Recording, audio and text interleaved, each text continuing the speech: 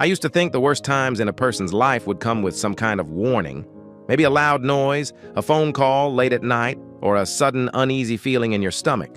But for me, it happened on a quiet Tuesday night. The house was calm, and the scent of fresh paint filled the air. I pressed my thumb along the blue painter's tape on the baseboards in the spare bedroom of our new home in Austin. I wiped sweat from my forehead, then gently pulled the tape away. It came off smoothly, leaving a clean line where the deep blue paint met the white trim. It looked perfect. I stood up and stretched my sore back. In the middle of the room was the wooden crib I had bought last week at a small shop on South Congress. I leaned over and carefully placed the soft gray elephant Lauren's mother had sent us right in the center of the mattress. Checking the time, I saw it was 9:45 p.m. Lauren was working late again, pushing through the end of the quarter at her office. I walked down the hall to the guest bathroom, turning on the cold water to scrub the dried blue flecks off my hands. Staring into the mirror, I saw a guy who looked exhausted, covered in drywall dust and paint, but profoundly, quietly happy. Everything we had spent 5 years waiting for was finally here. Downstairs, I heard the door lock click. I dried my hands and stepped onto the second-floor landing, smiling and ready to greet Lauren. I expected a tired hello, the sound of her dropping her coat, maybe a complaint about the heavy traffic. But when I looked down over the banister, I saw Lauren quietly drop her keys on the entry table. Her face showed no emotion, like stone. I rushed down the stairs. "Hey, how did the partner meeting go?" I asked. She didn't answer. She took off her black heels and walked right past me, leaving the shoes scattered on the rug. I reached out to kiss her cheek, but she turned away, looking straight ahead at the kitchen. She moved to the big granite island, took a glass from the cabinet, and filled it with water. I leaned against the counter, watching her tense shoulders. "Feeling sick from the baby even at night?" I joked gently. Lauren put the glass down hard, making a sharp sound against the granite. She didn't look at me. Instead, she opened her leather briefcase and pulled out a clean, plain envelope. She slid it across the counter to me. Suddenly, my stomach tightened. I picked up the envelope. It wasn't sealed. Inside were a few thick pages with a hospital name on them. I read the first line: termination of pregnancy, surgical. My breath caught in my throat. It felt like the air disappeared from the room. I looked at her, hoping she'd say it was a mistake or a bad joke. "I had a miscarriage," Lauren said, her voice calm and cold. "The tests showed a serious problem." My hands clenched and crushed the papers. "What are you saying?" The room spun around me. "Why didn't you tell me?" "I ended it at a private clinic today," she said, staring at the wall tiles. "It's over." The papers slipped from my hands and fell across the counter. My hands started shaking hard, a strong, uncontrolled tremor moving up my arms. I stepped closer to her. "Why didn't we get a second opinion? Why didn't we go to St. David's?" Lauren crossed her arms, looking defensive. "There was no point, Ryan. The doctor was sure." She turned away, grabbed her briefcase, and headed for the stairs. "No!" I moved quickly and stood right in front of the bottom step, blocking her path. The shock was changing into a burning, panicked feeling. "You made a decision about my child without telling me?" "Keep your voice down," she whispered, looking toward the front window as if neighbors would care. "It was my body, my emergency." "I'm the father!" I shouted, my voice loud in the empty room, rough and hurting my throat. "I should have been there with you. I should have known." Lauren's jaw twitched, but her eyes stayed cold and empty. "Tell me the exact name of the doctor who made the diagnosis," I said, holding out my hand. She held her briefcase tighter. "You're being too upset. I had the procedure and I need to rest." She moved past me, her shoulder brushing mine. "We will talk when you are calm." I stayed frozen at the bottom of the stairs, listening to her heavy, steady footsteps. Then the guest room door slammed shut. The lock clicked. My legs felt weak and heavy. I slowly walked up the stairs, past her locked door, and opened the nursery. The smell of fresh paint made me feel sick. I sank down, my back against the wall, until I sat on the floor near the crib. I reached through the crib's wooden bars and picked up a soft gray elephant. I held it tight, squeezing the fabric until my knuckles popped. I pulled my knees close and buried my face in my hands. My chest moved once, twice, and then a deep, rough cry came out of me. I did not move for hours. I sat in the dark, shadows growing longer over the crib, looking at the floor. When I finally stood, the green numbers on the thermostat read 2 a.m. My knees hurt and felt numb. The house was very quiet. I walked back down to the dark kitchen. The only light was from the street lamp outside, coming through the blinds. I needed a drink. I opened the cabinet, took a heavy glass, and poured a small amount of bourbon. As I put the bottle down, I saw a small light near the sink. Lauren's second work phone was on the counter. It was usually always with her. I picked up the glass. The drink burned my dry throat. Suddenly, the phone lit up. It buzzed hard, shaking on the marble surface. I looked at the screen. The sender was Marcus Bennett, her senior VP. I stared at the phone. The first message said, "This was our last chance at VP." Before I could understand, a second message appeared right below. A baby, now, would have ruined everything. My chest tightened. The world became only that small screen. Then, the last message arrived. "Glad you took care of it." The heavy glass slipped from my hands. It fell to the tile floor, breaking into many sharp pieces. The bourbon spilled over my boots. I didn't feel a thing. I stood there in the dark, looking down at the bright screen as the terrible truth finally came together. The broken pieces of glass at my feet caught the soft streetlight, showing a life that was gone, leaving only cold, clear fact. I quietly swept up the glass. The quiet scrape of the dustpan on the floor was the only sound in the still house. I put the broom aside and took out my own phone, my hand steady but numb. I pointed the camera at Lauren's screen and took 3 clear photos of the messages from Marcus Bennett. I didn't go upstairs. Instead, I went to the living room and sank into my old armchair. I sat in the dark until the first soft light of dawn came through the blinds. I went over the last 5 years of our marriage again and again, feeling the pain all over. I remembered every time I waited, every just one more chance, every time I paused work on my company so she could build her career. I had made a home for someone who was no longer there. At exactly 6 in the morning, I heard water running upstairs. I went to the kitchen and made a cup of black coffee. By the time the machine finished, my heart was beating evenly again. I poured the coffee and sat at the table in the middle of the room, waiting. 10 minutes later, I heard her coming down the stairs. The sharp sound of her heels on the floor told me she was dressed for work. She walked into the kitchen holding her jacket over her arm, avoiding my eyes as she looked at her watch. "Sit down," I said. My voice was low and heavy. Lauren sighed, a long breath like she was tired, and reached for her travel mug. "I have an early meeting, Ryan. I don't have time to talk right now." I stayed calm. "Why didn't you tell me?" "I told you last night," she said, pouring her coffee without looking up. "The baby wasn't healthy. It had to be done." "You ended our child's life without saying a word," I said, leaning forward a little. "Don't lie to me." Lauren stopped moving. She put the coffee pot down, and slowly the tired look left her face. Her face became cold and hard, like she did not care, the same way I'd seen in her work meetings. "I couldn't wait," she said in a lower voice. "A baby now would have ruined my chance at the promotion." I looked at her. Even knowing the messages were true, hearing it out loud hit me like a physical pain. "I'm 30, she said, short and sharp.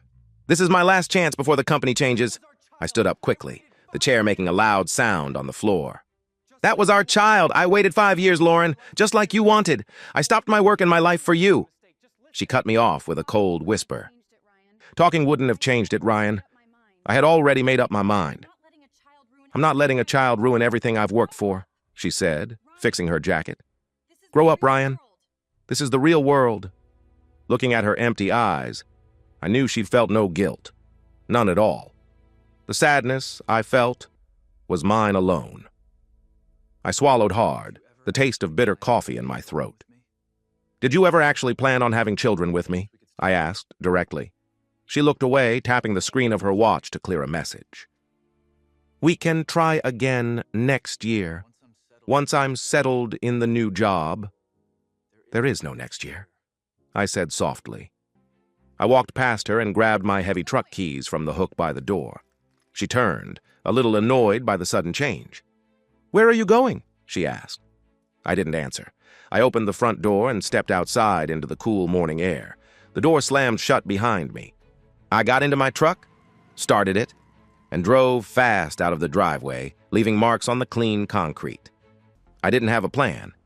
After a while, I parked at a fancy hotel in downtown Austin, far from the quiet neighborhood we had built together. I checked in at the front desk, paying with my own card and skipping our shared accounts. The elevator ride up was silent. When I opened the door to my room on the 10th floor, it was cold and empty. I dropped my bag on the floor and tossed my keys onto the glass desk. Then I walked to the big window and watched the cars on Congress Avenue below. I sat down on the edge of the stiff, neatly made bed. It hit me. This was the first night in 5 years of marriage that we were not sleeping in the same room. I looked at my left hand. The gold wedding ring suddenly felt strange, tight, and heavy. I pulled it off slowly and set it down on the nightstand with a soft sound. I took out my laptop and opened it. It was time to find out the truth. I logged into our shared money account and looked at 5 years of tax returns and pay statements. My eyes scanned the numbers, matching her work income with the money in our joint bank accounts. Something felt wrong. Her large end-of-year bonuses, big amounts she had told her family about, were missing from our shared money. I opened a separate browser on my laptop and looked at her public social media accounts using a fake profile I used for work research. Near the top of her feed was a post from 2 days ago. The same time she said she got her terrible news. It was a photo of her and Marcus Bennett, standing in a fancy office, holding glasses and smiling like they had everything. The caption said, "Choosing myself is hard, but necessary. Hashtag VP bound." A wave of sickness hit me so hard I had to hold onto the desk. The we Marcus talked about was more than just work. It was clear they were partners in something secret. They had planned a future together, and my child was forgotten in the process. I grabbed a hotel notepad and carefully wrote down the name of the private clinic from her papers. Then I called my foreman, Dave. "Dave," I said, keeping calm, "I'm taking the week off." "Is everything okay, boss?" Dave asked, his voice full of worry. "Family emergency," I said. "Take care of the framing at Westlake. I won't be available." I hung up and stared out the window at the tall glass buildings shining in the morning sun.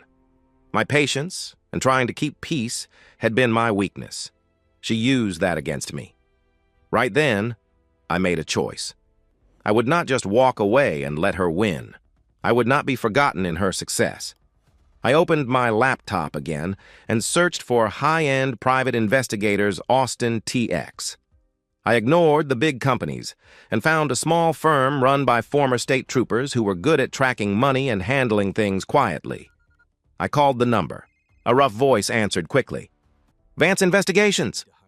"I need to hire you," I said, my sadness turning into quiet, strong determination. "Money is no object." Investigator Vance sat across from me. He was a man in his late 50s with a face that looked worn and sharp, eyes that had seen a lot of human trouble. He pushed his half-eaten sandwich aside and tapped a pen on a yellow pad. Without saying a word, I slid my phone across the sticky table. I opened the clear photos of Lauren's text messages. I also passed him a piece of paper with the name of a private clinic and some details about Marcus Bennett's company. Vance looked at the screen for a long time. His face showed nothing. He looked up and met my eyes. "What do you want to achieve here, Mr. Caldwell?" I looked out the diner window. Cars passed by on the hot afternoon road. "I want everything," I said, my voice calm but cold. "Hidden bank accounts, secret phones, hotel records. I want her life to fall apart." Vance didn't show any reaction. He reached into his old jacket and slid a simple contract across the table. I took my pen from my pocket and signed it without reading the small letters.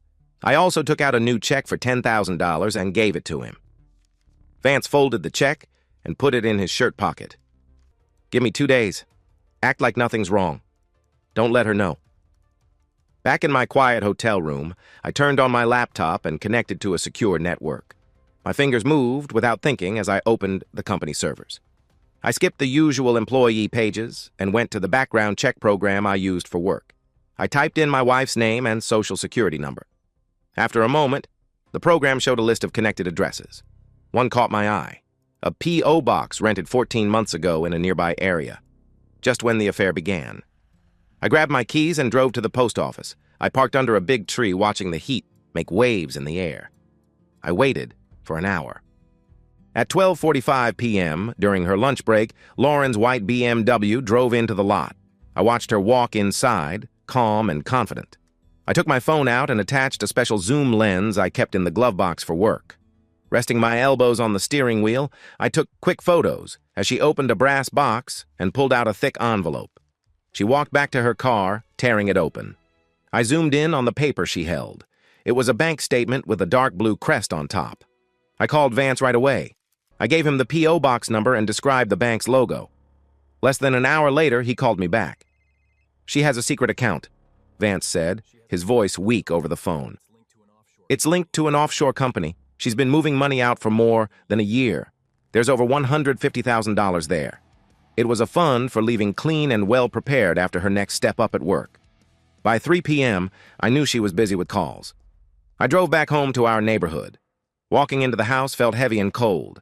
I ignored the kitchen and the baby's room. I carried 2 big suitcases to our bedroom. I packed my clothes and important papers quickly and without looking back. Before leaving, I went into her home office. I didn't turn on the main light. Her computer screen gave off a sharp white glow in the dark room. A password box popped up. I typed her mother's maiden name. It was a guess I had made before. The computer unlocked right away. Going through her stacked tax papers, I found a hidden folder with no name. I clicked it open. My chest tightened as I looked at neat PDF files, leases for fancy apartments in downtown Austin. The forms were all filled out, signed, and each said just one person would live there. The timing made sense. She planned to give me divorce papers right after she got her new VP job, leaving me with half the house, a broken heart, and no part of her new paycheck. I closed the computer, wiped the keyboard with my shirt, and left the room just as it was. Downstairs, I dropped my house keys on the kitchen counter. The metal hit the stone with a loud sound that felt like an ending. I was sitting in my truck at a red light at 6 p.m. when my phone vibrated. It was Lauren. I let it ring twice before answering. "Hello?" "Hey," she said, her usual calm, polite voice. "Are you coming home tonight?" I looked at the brake lights ahead while keeping my voice steady. "No. I need a few days at a hotel to deal with the loss. I just need space." I heard her sigh like relief pouring out. "Take all the time you need, Ryan. I understand. I love you." A bitter feeling rose in my stomach. "Yeah. See ya." I hung up and tossed the phone onto the passenger seat. For a year, every talk we had felt like a script I didn't know was written for me. The light turned green, and I drove straight downtown. 20 minutes later, I sat in a tall building's waiting room, holding my briefcase tight. The receptionist called my name, and a helper took me to the senior partner's big office.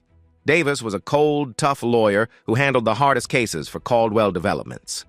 I sat down in a leather chair across his big oak desk. "I'm filing for divorce," I said right away, "and it won't be easy." I didn't waste time. I told him about the money lies, the secret offshore account, and the signed leases. Davis made quick notes, his face changing from interest to something sharp and serious. But when I told him about the miscarriage, the messages from Marcus, and the papers from the clinic she gave me, Davis stopped writing. "Fake medical records?" he asked, leaning back with a sharp look. "Ryan, that's serious trouble for the clinic." "Can we stop the clinic legally?" I asked, feeling nothing but cold anger where my heart used to be. Davis gave a small, dangerous smile. "We can start an investigation right away. The state medical board does not take fake reports lightly. Draw up the divorce papers," I told him as I stood. "But don't file them yet. I want everything to happen at the perfect time." By 8 p.m., I was back in my empty hotel room, eating cold takeout without much thought. The silence was deafening. Suddenly, my phone rang. The screen showed Vance's name. I answered quickly. "I have the clinic's records," Vance said, his rough voice tense. "You need to come to my office now." I stopped eating. "Is it bad?" There was a long pause. "It's worse than you thought, Ryan. The baby was healthy." The plastic fork fell from my hand with a clatter. My chest tightened, like a hole opened inside. I said nothing. I grabbed my truck keys from the desk and rushed to the elevator. 10 minutes later, I was driving fast through downtown Austin. My truck's engine made a loud noise as I ran a yellow light that had just turned red. I held the steering wheel so tight that my hands felt numb. I pulled into Vance's parking lot, tires screeching on the concrete, and put the truck in park before it fully stopped. I ran up the steps and burst through his frosted glass office door, out of breath and filled with angry energy. Vance didn't seem surprised by my sudden entrance. He sat behind his desk, buried in papers, ashes, and empty coffee cups, under a harsh, flickering fluorescent light. He just pointed to an empty metal folding chair in front of him. I walked over and sat down, trying to calm my breathing. "Show me," I said. Vance picked up a thin, stolen copy of a medical file and slid it across the scratched wooden desk. I opened it. The first page was a copy of the real ultrasound report from her first visit. I forced myself to read the black text, blurry for a moment before becoming clear. Strong heartbeat, no issues found. I swallowed hard and turned the page. Behind it was the fake document Lauren had shown me 2 days ago. Side by side, the fake one looked sloppy. The doctor's signatures didn't even match the names printed below. "The clinic owner," Vance said, his voice low and calm, "was paid $10,000 in cash by your wife to change the system. They made up a false diagnosis to allow a late-term abortion without raising questions." The last bit of grief I had disappeared instantly. In its place came a cold, clear anger, a strong feeling that froze me inside. I looked up and met Vance's eyes. "Is this file enough for the medical board to act?" Vance nodded slowly, leaning back in his chair that creaked. "It's solid evidence, Ryan. Enough to take away the doctor's license and get him in serious legal trouble." I closed the file and ran my hand over the cover, then carefully put it in my leather briefcase. "What else?" Vance pulled a small silver flash drive from his shirt pocket and dropped it onto his messy desk. "She and Bennett have been at this for 14 months. He turned his laptop toward me and pressed the spacebar. A grainy video showed a dim hallway in a small hotel on Congress Avenue. The date showed it was from 3 weeks ago. I watched, face stiff, as Lauren and Marcus stood at a heavy wooden door. They were close together and kissing as she quickly swiped a key card to get inside. Vance paused the video and handed me a thick stack of printed messages, all time-stamped. They were texts from her secret phone. I flipped through, reading the messages between them before the clinic visit.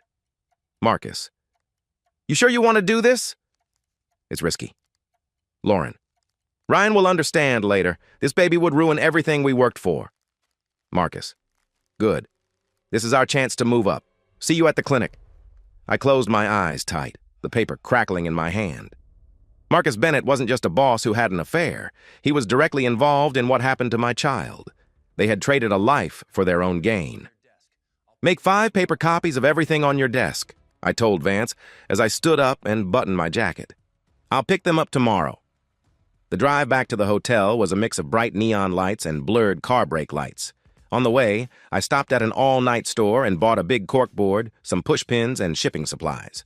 Back in my plain hotel room, I put the board up on the dull beige wall. I pinned photos of the hotel, a fake ultrasound, and printed copies of message transcripts onto the cork.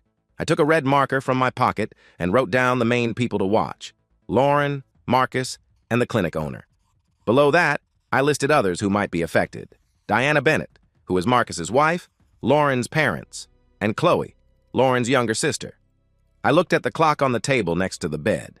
2 a.m. I took my phone and called Sarah, the HR director at my company, waking her up. "Ryan?" she mumbled, still half asleep. "Do you know what time it is?" "Sarah, wake up. I need you to log into the Caldwell servers right now and find all our business contracts with Lauren's firm." There was a sound of sheets moving as she sat up, her voice now more serious. "Okay, I'm awake. What exactly am I looking for?" "Look for the ethics clause," I said, staring at the names written in red. "I want to end all of those contracts right away." After a few minutes of intense typing, she said, "Found it. It's very clear.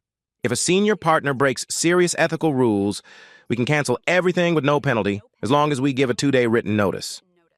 "Get the cancellation papers ready," I told her, my voice calm and quiet. "Don't send them until I say." I hung up and looked again at the board. The plan was ready and carefully set. The next morning, I went to a FedEx shipping center carrying the strong, secure envelopes I had bought. I put the glossy photos, the message transcripts, and the fake medical papers into folder A. I wrote a short, polite letter and addressed it to Diana Bennett's home in Westlake. I made a second folder with the same proof. On top of the stack, I added a handwritten note explaining the false story Lauren told and the money paid to keep it quiet. I sent folder B to Lauren's parents' home in Dallas. At the counter, I paid extra for next-day delivery with a signature required. I told the clerk to make sure they would arrive on Friday at 6 p.m. Friday was the night of Lauren's big company promotion party. I put the tracking slips safely into my wallet and walked outside into the hot Austin sun. My phone buzzed in my pocket. I took it out and saw a smooth digital invitation from Lauren. VP promotion celebration, Friday 7 p.m. at the Capitol Grill. A second message came right after. Please come, Ryan. We have to act normal around the senior partners. I stared at the screen and thought about how cold and fake the request was. My fingers moved quickly as I answered. I'll be there. Wouldn't miss it for the world. Back at the hotel, I opened the closet and took out my dark gray suit. I checked it carefully for any dust. Then I sat down at my laptop and sent Davis, my lawyer, a safe and secure copy of the clinic files Vance had given me. I typed one short message. File the complaint with the medical board on Friday at 4:59 p.m., just before they close for the weekend. I checked the FedEx tracking on my phone app. The packages were already scanned and on their way. I walked into the hotel bathroom, holding on to the edges of the sink, and looked at myself in the mirror. My face felt stiff, the lines around my mouth tight, and my eyes empty. I spent 5 minutes practicing a calm, simple smile, the one a good husband would wear, until it felt natural. Friday morning came with sticky, heavy air. At 8 a.m., I checked out of the hotel. I tossed my duffel bag and briefcase into the back of my truck and drove back to our neighborhood one last time. I stopped the truck by the curb. The house looked perfect and empty. I rolled down the window and looked up at the second-story window of the nursery.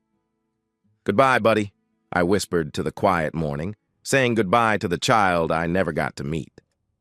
I put the truck into drive and left without looking back. As I drove onto the main road, my phone buzzed. Packages out for delivery. I spent the afternoon at a fancy barber shop downtown. I sat back in a leather chair as a hot towel and razor made my face smooth and clean. Then I went back to the truck, put on a charcoal suit, and carefully fixed my black silk tie in the mirror. I started driving toward downtown Austin as the sky turned a dark purple color. I turned onto a busy street lined with neon restaurant signs shining on my truck's hood.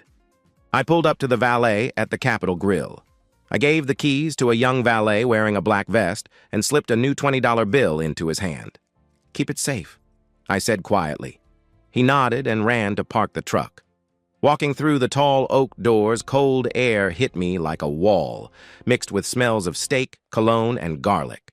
I didn't stop by the host stand or the main dining area. I went straight to the private back room. The room was full. It was crowded with people in suits and nice clothes, with open bars, filled with the low, busy sound of business people talking. I looked around and saw her. Lauren stood out in a bright red dress that caught everyone's eyes. She held a delicate glass of champagne with ease. When she saw me, she moved through the crowd with a fixed, bright smile meant for the others around us. "You came," she said, her voice calm and practiced, like a wife showing support. "Thank you," I replied. "It means a lot to me." I nodded slowly, keeping my hands deep in my suit pockets so I wouldn't have to touch her. I said I would.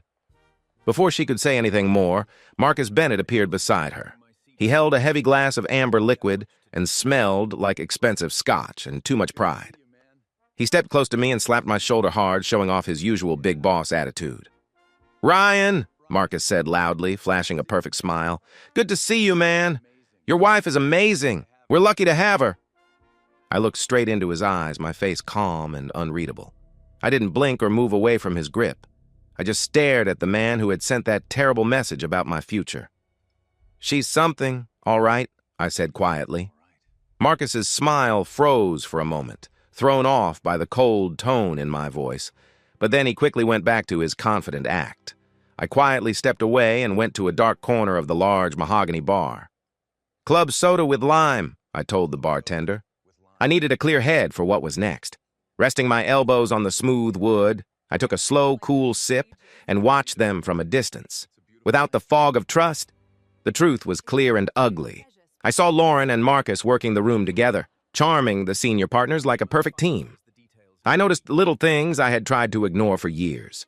The soft touches as they passed drinks, the way she always leaned toward him when they laughed, the secret looks they shared when someone else was talking.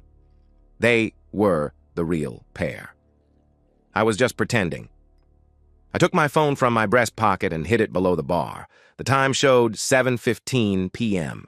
2 messages waited quietly on the screen. FedEx, delivered. Signed by D. Bennett at 6:10 p.m. FedEx, delivered.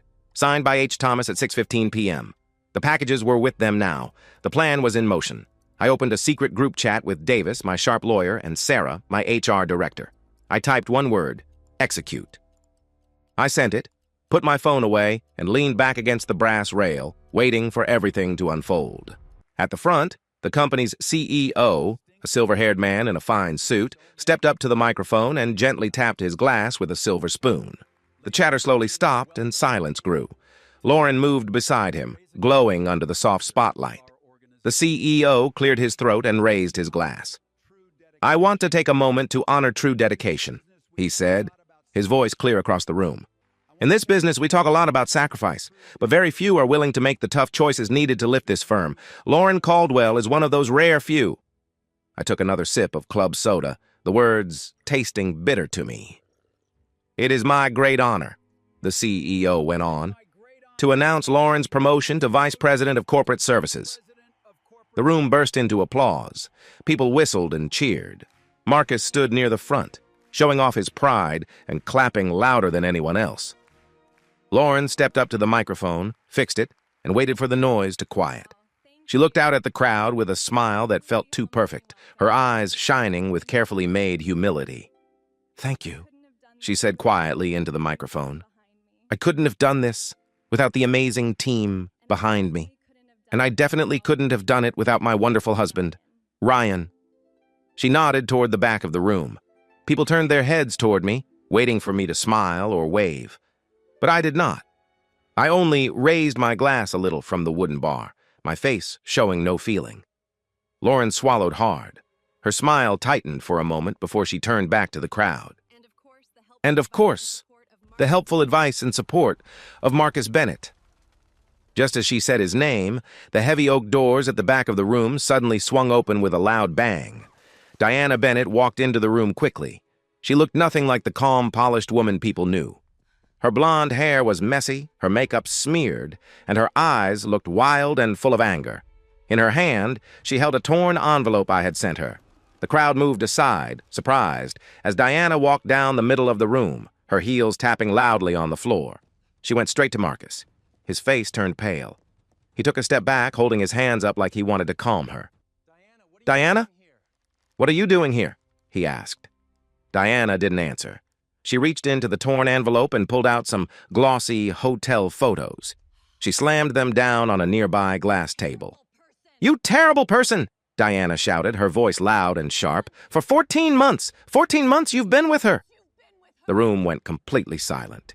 You could hear a pin drop on the thick carpet. Lauren froze at the microphone, her mouth open in shock and her face turning pale. Diana took out more papers from the envelope. She threw the thick stack of printed messages at Marcus's chest. The papers scattered everywhere, floating across his fine suit and onto the floor where everyone could see them. Then Diana turned fast and pointed a shaky finger directly at Lauren, who was trembling behind the microphone stand.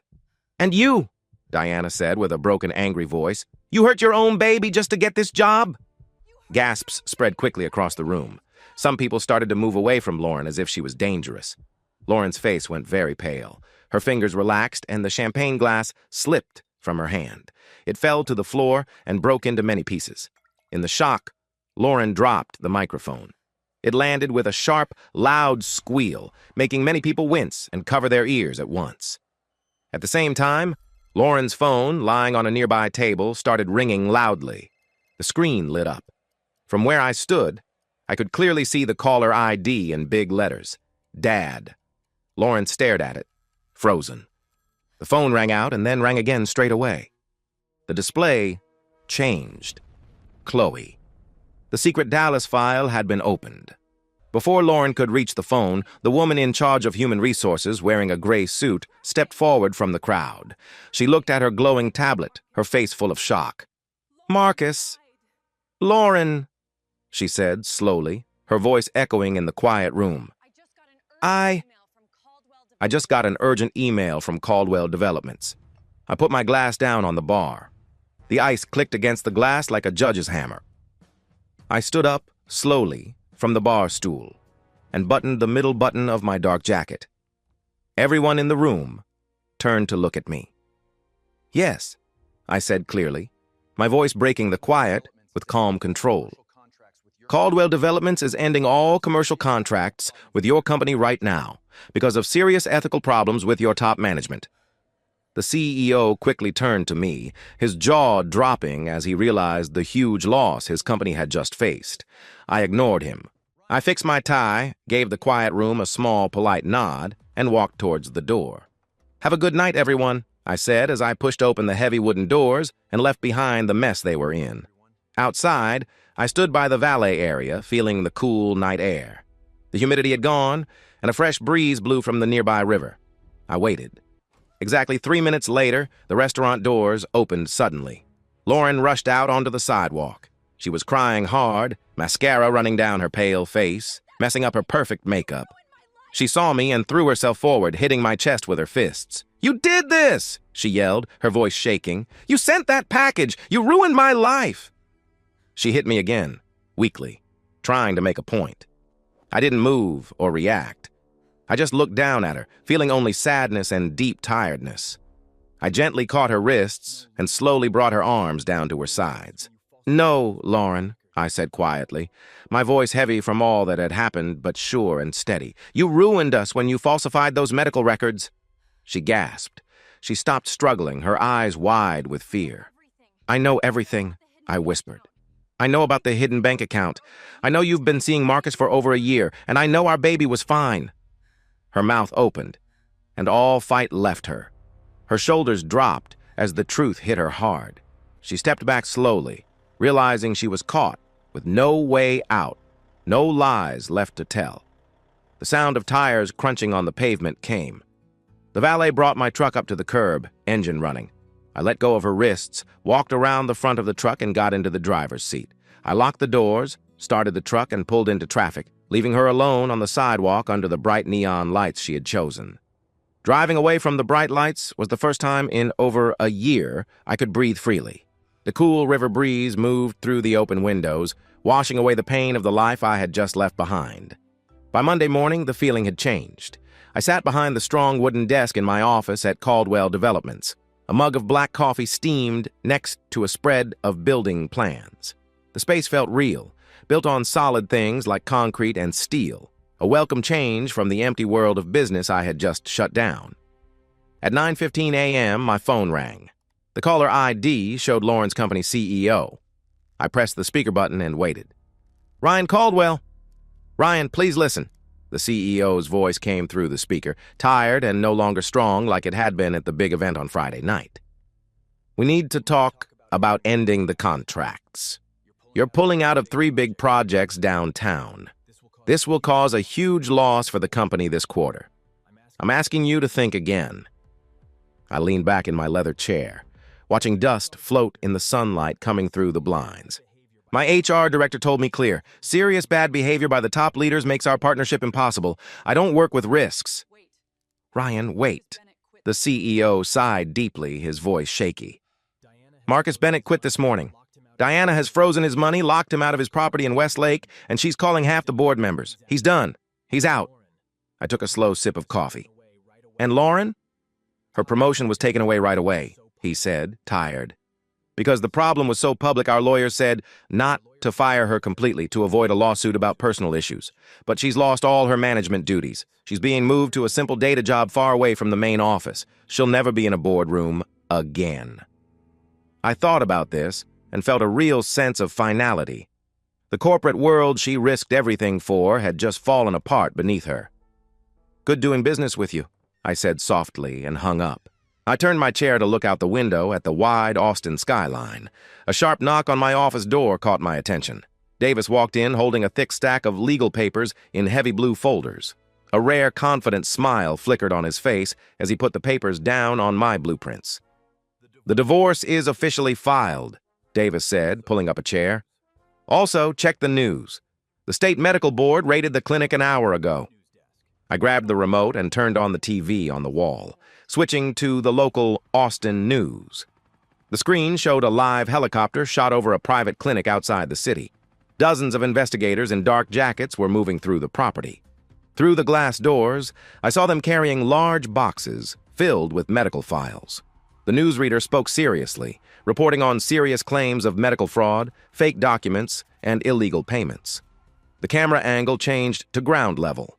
The clinic owner, the doctor who helped Lawrence rise for a large sum of cash, was shown walking out, head down, with an officer guiding him quietly into a police car. A sharp pain touched my chest. It was the old ache for the child who should have been safe. But as I watched the police car door close, the pain slowly eased. I knew for sure that no one else would be hurt or tricked by that corrupt man again. Davis slid a pen across the desk and pointed to one page in the divorce papers. "Because of the clear medical fraud, the misuse of money in her secret accounts, and the affair terms, she has no power here, no alimony, no claim to any part of Caldwell developments."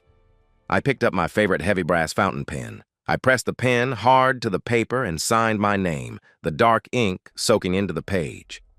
2 days later, on a hot Wednesday afternoon, I met with a fancy real estate agent at my house in the neighborhood. Lauren was already gone. Deep, ugly scratches on the hardwood floor in the hallway showed how a cheap moving company had rushed to take her things out. The agent was a neat woman in a beige suit. She walked through the quiet living room, looking around in real confusion. "This is a beautiful home, Ryan," she said, her shoes clicking on the floor. "The market is good right now. But why sell so fast? You could wait another year and get more money." "The memories in this house feel bad," I told her. My words echoed in the empty space. "I need to get rid of it." I left her downstairs where she measured the kitchen counter and slowly walked upstairs alone. I skipped the main bedroom and opened the door to the nursery. The big wooden crib was gone, either sold or thrown away, leaving just 4 small marks in the soft carpet. But the walls stayed the same. The sharp, clean lines of the blue paint I had carefully put up on the worst night of my life still framed the room. I put my hand flat against the cool, blue wall. I closed my eyes and took a deep, shaky breath. My chest finally let go some pain. A single silent tear slid down my cheek and dropped onto my shirt. I didn't cry out or fall apart. I just let the deep sadness pass through me, remembering the short, lost life that had filled this room. I wiped my face with my wrist, turned, and went back down the stairs. "List it $20,000 below market price," I told the agent on my way to the front door. "I want a buyer who can pay cash right away." I walked outside, got in my truck, and didn't look back. The house sold to a new tech executive in just 3 days. The final break came a week later at Davis's law office. I sat at a long wooden table as Lauren came in to sign the last papers for our divorce. She looked very different. The fancy suits and confident shoes were gone. She wore cheap gray sweatpants and a big old sweater. Her face was pale and without any makeup. Dark, tired bags hung below her eyes. She sat across from me, staring down at the table. She picked up a pen and quietly signed her name, ending our 5-year marriage on paper. When the notary put a stamp on the last page, we both stood up. I grabbed my briefcase and walked out of the room down the quiet hallway toward the elevators. "Ryan?" Her voice was soft, faint in the empty hall. I stopped and turned around. She stood a few steps away, hugging herself tightly. "I'm sorry, Ryan," she said, her voice shaking. Her eyes finally met mine. "I really am. I lost everything." I looked into her tired, red eyes, hoping for some real truth, some deep understanding of what she had done. But I found only the empty panic of someone who had risked everything and lost. "You're not sorry for what happened, Lauren," I said quietly. There was no anger or hate, just cold truth. "You're just sorry you got caught." She looked down, her jaw shaking, unable to deny it. I turned away and stepped into the elevator. I pressed the button for the lobby. I didn't look back as the steel doors slid closed, cutting all ties between us forever. The next morning, I packed the last of my things into the bed of my truck, a few canvas bags, my drawing tools, and a plastic box of old photos. I put the truck in gear and left behind the crowded city of Austin. I joined Highway 290 going west. Around me, the tall glass buildings and heavy traffic slowly gave way to wide open spaces and rolling green hills. The land was dotted with old, twisted oak trees. I rolled my windows down and let the warm Texas wind blow through, drying the sweat on my neck. After about an hour, I left the main highway and turned onto a long gravel road that led to a large piece of land I bought years ago near Fredericksburg. At the end of the road stood a small wooden cabin, quiet and still, overlooking a clear, calm lake. I parked my truck and climbed the porch steps. I sat in a worn rocking chair, resting my elbows on my knees. The only sounds were the steady chirping of cicadas and the soft touch of water on the shore. For the first time in weeks, the heavy weight on my chest felt lighter. I took a deep breath of the fresh cedar air. I sat there for hours, watching the sun set behind the trees, coloring the lake in gold and purple.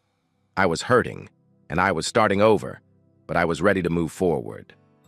A month later, I pulled into a small parking lot outside a simple community center in town. Inside, a back room was lit by buzzing fluorescent lights. A circle of cold metal chairs sat on worn linoleum. I poured a cup of bitter coffee from a pot in the corner and took a seat.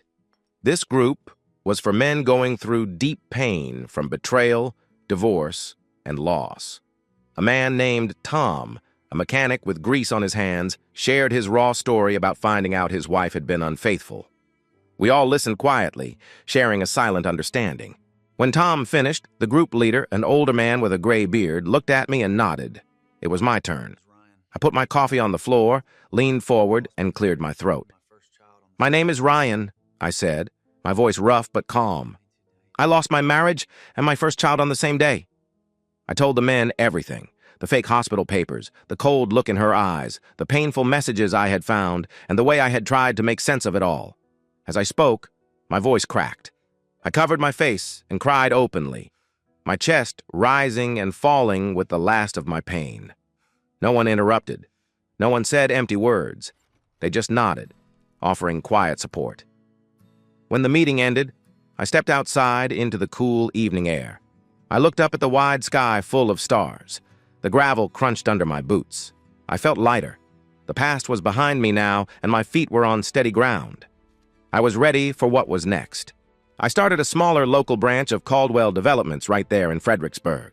I left behind the cold, hard glass and steel buildings of corporate real estate, the world that had filled my 20s but left me empty. Instead, I focused only on building custom homes for families, places meant for living, not just for making quick money. I put all my strong, restless energy into hard work I could see and touch. I spent my days carrying wood, pouring concrete for foundations, and building houses with my own hands.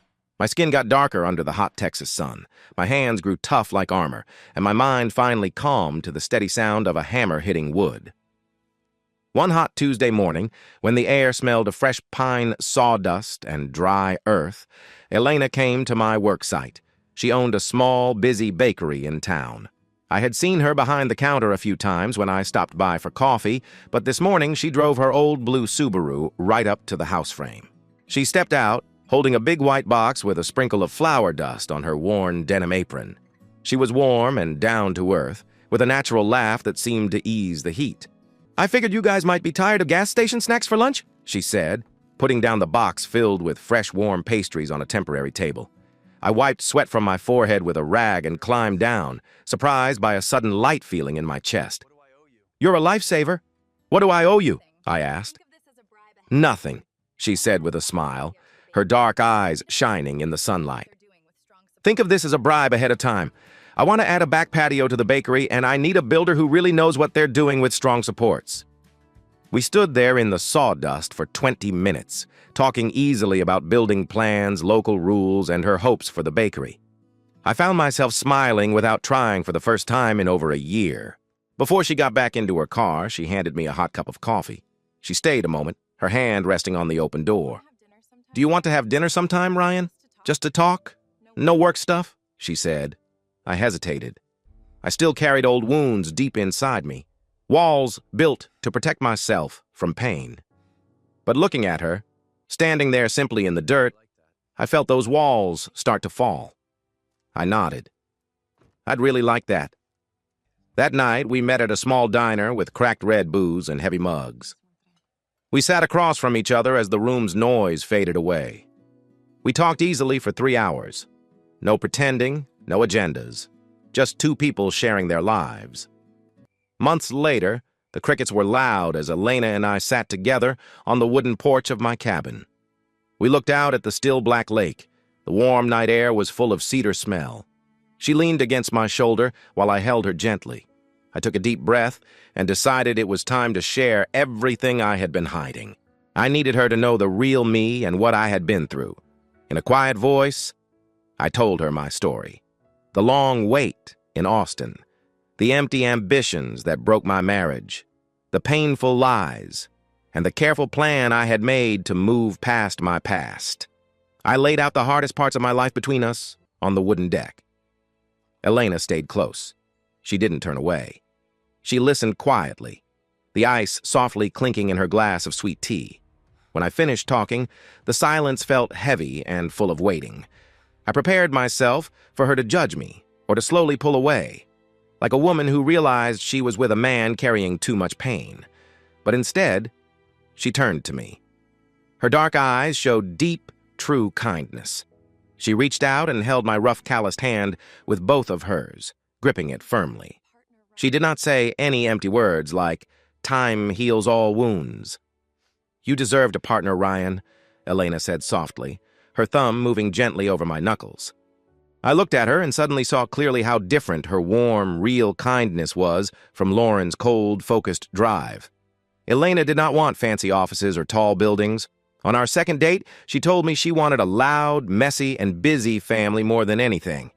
Sitting on the porch, feeling her hand warm mine, I felt the last cold pieces around my heart melt away. I leaned in and kissed her, feeling a true, strong bond that made me feel grounded. Life settled into a calm, beautiful rhythm. About a year later, I stood in the narrow aisle of a local hardware store, checking some heavy brass handles for a client's bathroom update. The soft smell of fertilizer and metal filled the air. "Ryan? Ryan Caldwell?" I turned around. At the aisle's end stood Greg, an old co-worker from my days in Austin. He looked out of place in the dusty store, dressed in a neat golf shirt and expensive shoes. We shook hands and exchanged the usual small talk. Then his voice grew quieter, like sharing a secret at work. "Man, it's crazy running into you," Greg said, looking around like we were in a busy meeting room. "Did you hear what happened to Lauren? After she lost her job, she really lost control. She got fired from the new position after yelling at a senior partner in the lobby. In Texas, no one wants to work with her now." I held the cold brass piece in my hand. "And Bennett?" Greg added, ready to tell more. "His wife took everything when they split. Last I heard, he's renting a small apartment and working a sales job far from here." I nodded slowly. I looked inside myself for old feelings, anger, the urge for revenge, or even satisfaction. But I found nothing. Just a calm, quiet emptiness. They felt like strangers now. People from a story I had stopped following long ago. Greg looked at my old boots and faded shirt. "Do you miss it? The city? The fast money? The rush?" I smiled and looked past him through the big window. Outside, the sun shone on quiet streets with slow traffic in a small town. "Not even for a second," I said. I bought my tools, shook Greg's hand firmly, and drove straight back to Elena's bakery, eager to see her flower-covered smile.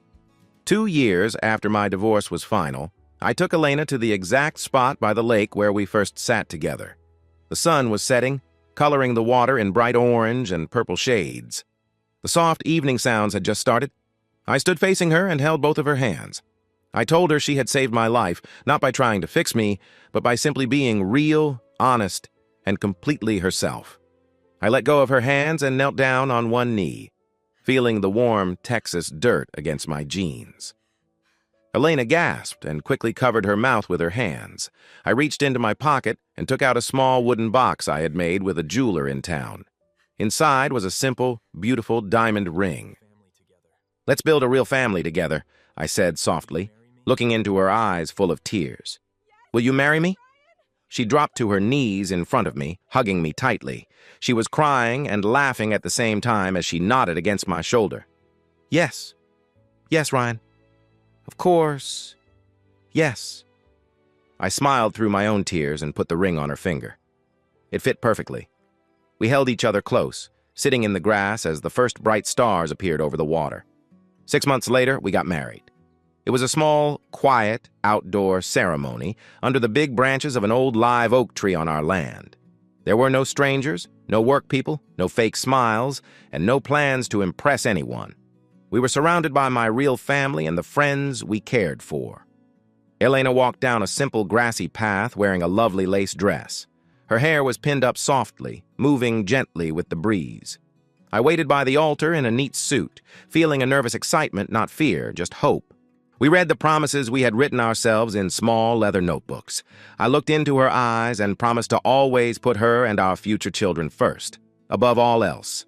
Work, dreams, everything. She promised to always protect our love and the home we would build together. The person leading the ceremony called us husband and wife. I pulled her close and kissed her as our friends cheered happily. That night, we danced on the wooden deck under warm lights. The air smelled of barbecue and beer. Holding her tight, feeling her heartbeat by my chest, I knew this was true partnership. 6 months after the wedding, the quiet rest of a Sunday morning was broken. Elena shook me awake. I opened my eyes to the dark room and saw the clock. It was 5 a.m. She sat on the bed's edge, the lamp shining softly on her face. She was shaking and holding a small white stick. I sat up quickly, the sheets falling away. For a moment, an old fear hit me, memories of a hard time before. But then Elena turned the stick to show me 2 clear lines. She laughed with tears falling down her cheeks. "We're going to be parents, Ryan." That fear disappeared, replaced by a wave of joy so strong it filled the whole room. I pulled her into my arms and rested my face against her neck. I breathed in the smell I knew so well, calm and safe. "I will be at every single appointment," I promised quietly. "Every ultrasound, every test. I won't miss a thing." Elena laughed through her tears and pulled me closer, her hands in my hair. "I wouldn't want it any other way, Ryan," she said softly. I leaned back, resting my forehead against hers. I placed my rough hand gently on her stomach. Under my hand, the worries of the past had disappeared, and a real future was beginning. But a future only feels real when you can hear proof of it in a quiet, dark room. I sat on a small stool in the town doctor's office, holding Elena's hand so tightly that my knuckles turned white. The room smelled of rubbing alcohol and old books. Nothing like the shiny, scary hospitals in the city. The ultrasound technician was a kind woman in her late 50s. She had a warm voice and a gentle smile. She put cool gel on Elena's soft, round belly. Elena took a quick breath, shivering a little, but kept smiling. She softly rubbed circles on my hand with her thumb. The technician pressed the wand against the gel. The small screen lit up, making a crackling sound. She moved the wand slowly over Elena's skin. For a moment, I had a sharp, bad memory, fake medical papers on a cold desk.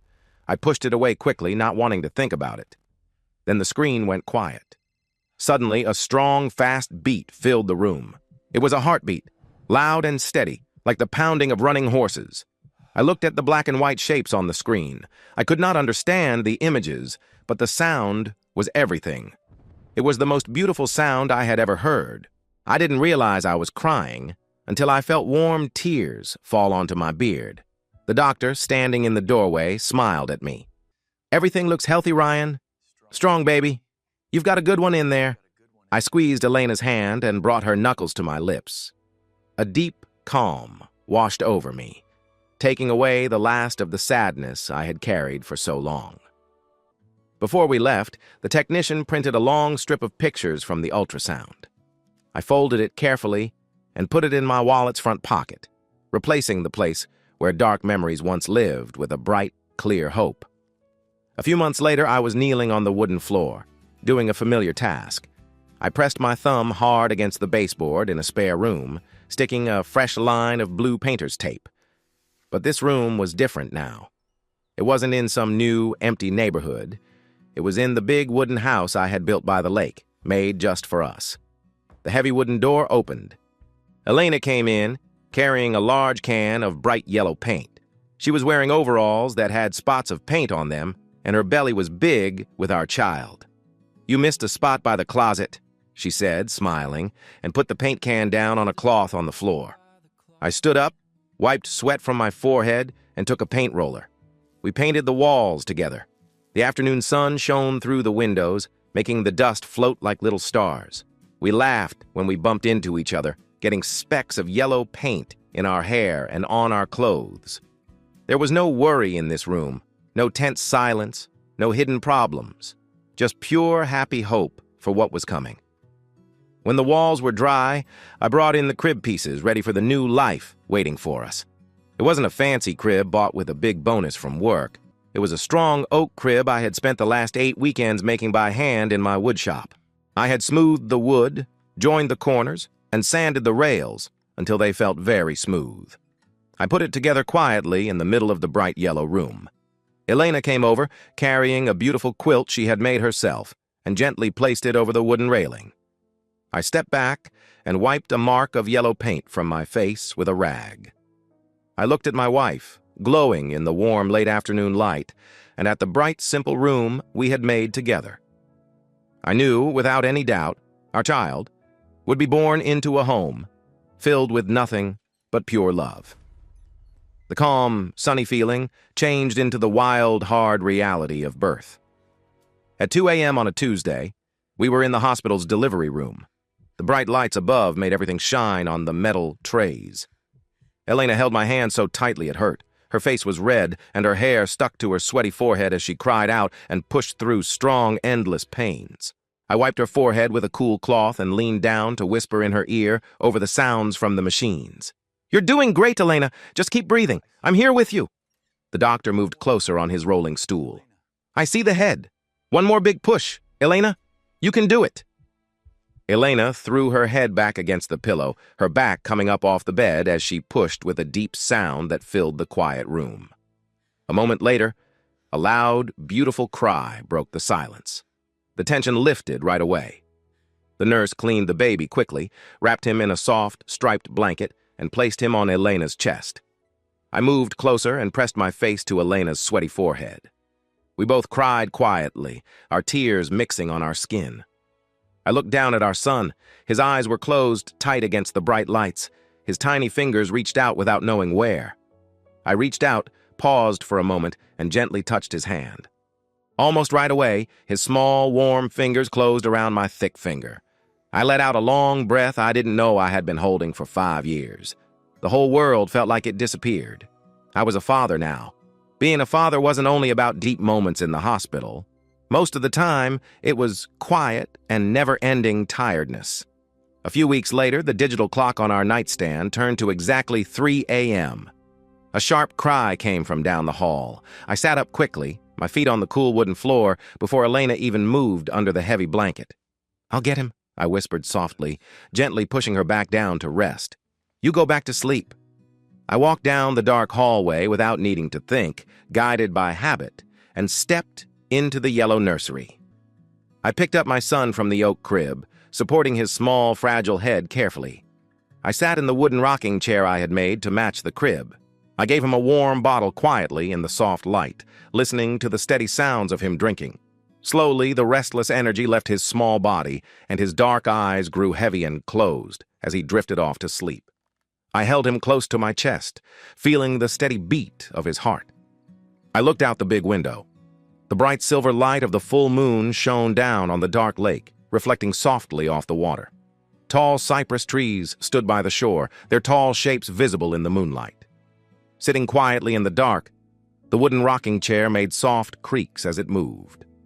My thoughts went back to the 5 years I had spent waiting in Austin.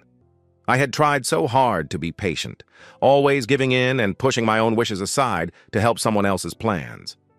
I thought being patient was a kind of honor, but now I knew better. Looking down at the sleeping boy in my arms, I saw the truth. Real dignity wasn't about being patient with people who did not care about who you really are. Real dignity meant having the courage to stand up, walk away, and ask for the life you deserve. I kissed my son gently on his warm forehead, smelling the soft scent of milk and baby powder. Then I stood up quietly, feeling a small crack in my knees, and laid him carefully in his oak crib. 3 years can pass very quickly when you are not waiting for your life to begin. It was a humid Sunday afternoon in the big backyard of the lake house. I held metal tongs over the grill, turning thick burgers that smelled smoky and delicious. Across the yard, my 3-year-old son ran wildly through the garden sprinkler. He screamed and laughed with pure joy as the water moved in big arcs. The wooden door to the house closed with a soft sound behind me. Elena came out onto the patio. She wore a loose summer dress, her belly round as she waited for our baby girl, who would come in just 6 weeks. She came up behind me, wrapped her arms around my waist, and rested her chin on my shoulder. "Be careful. You're going to burn the buns," she said with a soft smile, her hands resting gently on my stomach. "I've got this," I said, smiling back and leaning my head against hers. We stood there, shaded by the patio roof, watching our son change direction quickly. Now, he ran after our slow, golden retriever as it moved through the wet, fresh grass. The dog barked happily, its deep sound bouncing softly across the lake. A great feeling of thankfulness filled me so much it almost made me want to kneel. The anger that once pushed me, the cold feeling that had made me seek revenge, was completely gone. I knew that things had fallen into place without me needing to hold on to the pain. The people who hurt me had lost their way because they built their lives on weakness. My past was closed now. The story had ended, the pages read, and it was stored away forever. My life here, with the smoke of the grill and the damp grass, was everything I had ever hoped for. I tapped the tongs on the grill grate and called out, "Hey, buddy, time to wash up. Dinner's ready." An hour later, the sun was setting and painting long golden shadows across the yard. The hot day cooled down, and a gentle breeze blew over the water.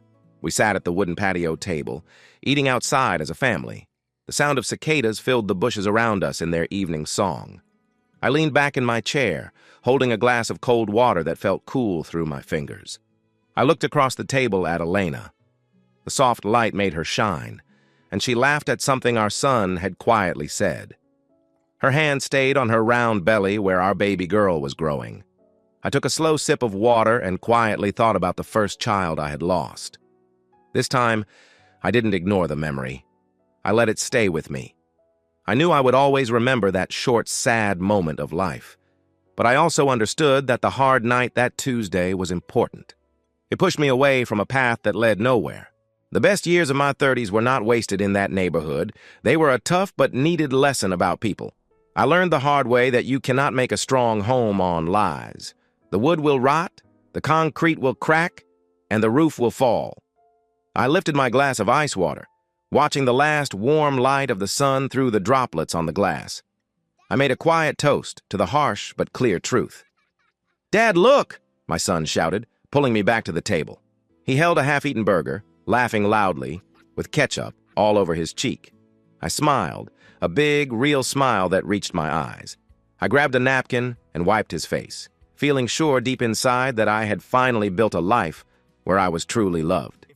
If Ryan's careful way of finding the truth has caught your attention, please like this video and subscribe to the Cheating Heart Stories channel for more exciting stories. What do you think about Lauren's cold plans and Ryan's calm way of dealing with them? Do you think the warning signs were clear all along, or was Ryan really surprised by what she did? Share your thoughts in the comments.